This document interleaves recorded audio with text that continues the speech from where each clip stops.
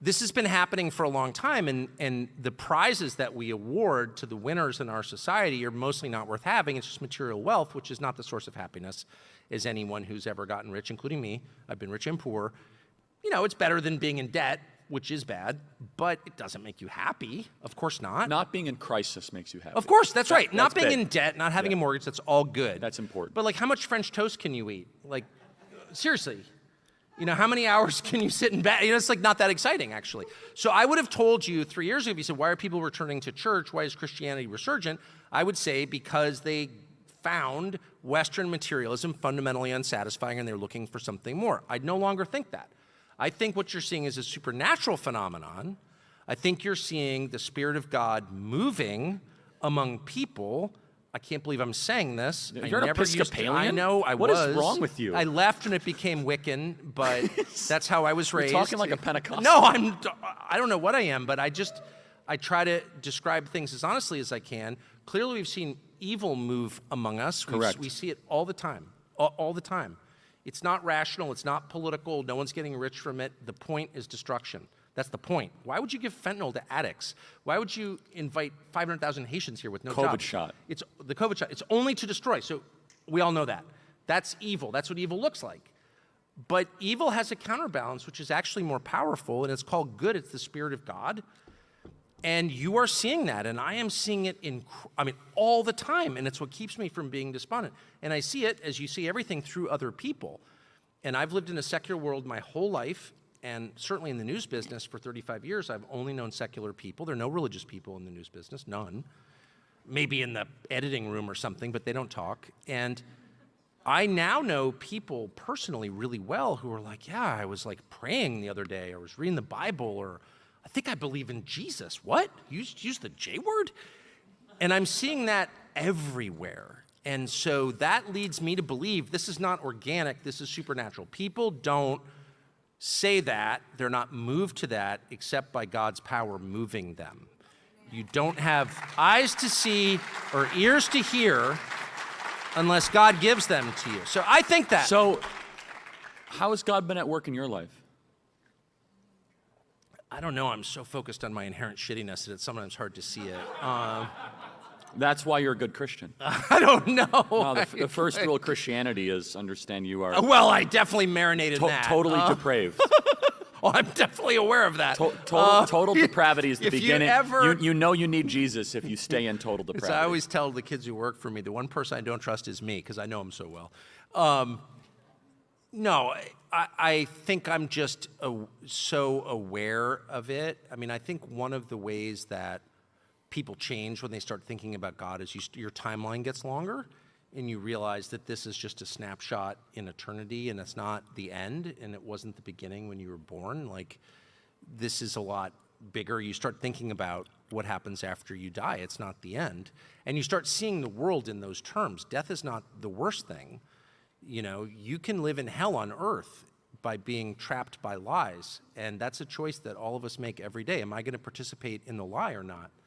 And it's not that hard to say, no, I'm not. And it's incredibly, I hate the word, but it's true, empowering to decide that to the extent I remember, I'm not going to lie. And we're all so prone to lying, me included. Like, they just like come out, lies all the time. Lie, we're lying. You know, we're just like that way. But if you try, be like, no, I'm going to tell the truth. In the small things and the big things. No, I think the fish was only 13 inches. It was not a 19-inch trout. I'm just going to be honest. I think it was 13 inches. I'm a trout fisherman. If you just get in the habit of doing that, you find yourself filled with this crazy power from outside you, which is by definition supernatural power, and you become stronger. The more you tell the truth, the stronger you become. I really believe that. I've experienced that. The spoken truth. The spoken truth. That's the logos. In the beginning was what? The logos. The word, which is the word logos. Yeah. Which is the spoken And the truth. word was? And the word was flesh.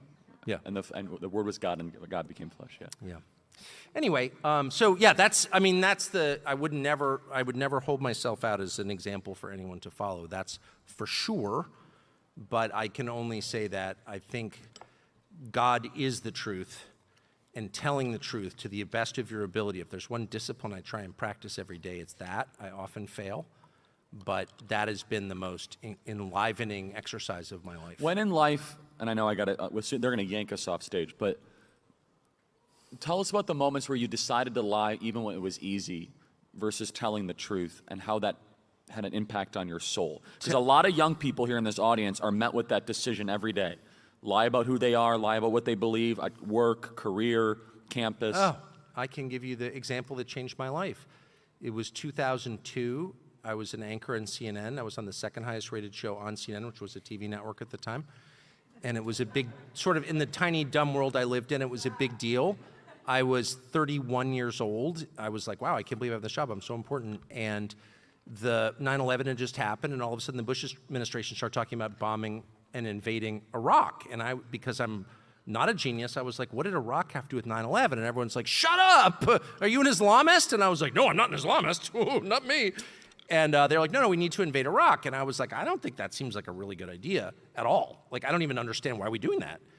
And it mattered because every day on the air, on the show that I hosted, I had to take a position on this. So it wasn't like I just like ignore it. Like every day I had to come out and say something about it. So it pushed me into this. And I didn't want to support it. And I had a close friend who was involved in it. And I had dinner with him one night. And he goes, well, actually, you haven't seen the intel, the fabled intel, which is always the predicate to a lie in D.C. Have you seen the intel? All a bunch of BS. Oh, shut up. Anyway, but, and I knew that because I grew up there. But he says, you haven't seen the intel, but actually they have an active WMD program, ChemBio program.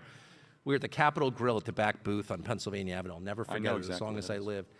And I was still drinking at the time. I was drunk, but I remember it like yesterday. And I was like, oh, wow, I can support the war against Iraq now. And I went on TV and I was like, yeah. You thought that? Well, I wanted to believe it because, like, how hard would it be for the Republican side of the debate on CNN to be against Bush, yes, who I knew Bush well personally, like outside of work also, for family reasons. Then I also knew him from work. And I was like, he's like, the guy's kind of an idiot, actually, very insecure. I knew who Bush was, but everyone had to like worship Bush and be like, oh, he's like a really strong president, when he was so weak, actually, totally controlled by Dick Cheney, who was so dark. And I knew all that, but I didn't want to say it because it's just hard to go against the team that you think you're on. And I was then, as I am now, like an actual right-winger, like a pro-life nutcase and like a family man, and like I am conservative for real, not joking. So I want to be on that side. I didn't want to be on like the crazy peacenik side, the furry armpit patchouli side, because they like hated America. So I was like, I'm so glad now I have a reason to support this war because I've heard about the intel. So I go on the air and I'm like, actually, there are a few things you guys may not know because you haven't seen the intel, but actually. And I kind of knew it was BS, but I like convinced myself that it was true. It turned out, of course, that my instincts were 100% right, as they always are. Trust your instinct. God speaks to you. You know what's right and wrong. Paul says this at great length, like, you know, actually, listen. But I overrode that voice with my deceptive higher mind and allowed myself to go along with the lie. And then a buddy of mine was killed in Iraq. I went to go see where he was killed in December of 2003, and I realized this was the biggest disaster of my lifetime, and it was, and it like bankrupted the country and killed all these people, and I participated in it. And that's been 22 years, and I've been upset about it ever since. And that was because I allowed myself to participate in a lie, to answer your question. Tucker, we got to get you on stage. Give it up for Tucker Carlson, everybody. Thank you.